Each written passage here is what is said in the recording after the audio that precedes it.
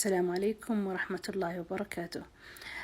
حبيت اليوم أشارككم تجربتي، يعني شيء أسميه المعجزة صراحة مع الكحة، لأن الحين هذا موسم الإنفلونزا والكحة وزي كذا، وأنا من نوع لما تجيني الكحة يكون معاها بلغم يعني وتطول معايا.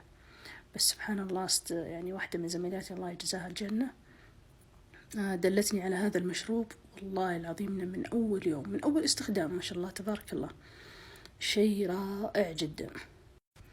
طبعا هذا المشروب اللي هو قال عنه الدكتور محمد، ما أدري محمد إيش، بس ما شاء الله تبارك الله، يعني حاولت أبحث عن مقطع في اليوتيوب ما حصلته الأول، لأنه اللي أرسلته لي كان مقطع فيديو مو يوتيوب.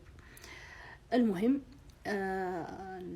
هذه الخلطة اللي أعطتني إياها، ما أدري أنت تشوفون الكمثرى، هذه حبة الكمثرى.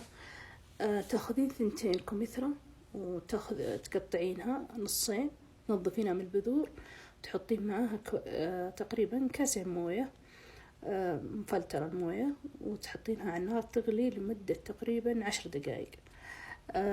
هي في الوصفة انك تحطين معاها سكر نبات، بس ما كان متوفر عندي فما حطيته. بعدين في الصباح وفي المساء تاخذين حبة ثمرة ونص الموية حقتها، وتكون دافية، تشربينها وتنامين. اليوم الثاني الصباح كمان على الريق تاخذين باقي، تسخنينه يا في ميكروويف أو على النار، وتاكلين الثمرة الثانية معه لمدة 3 أيام. وبإذن الله تدعون لي على هذه الوصفة، وصفة اسمها المعجزة الجبارة صراحة، وجعل معها العافية يا رب.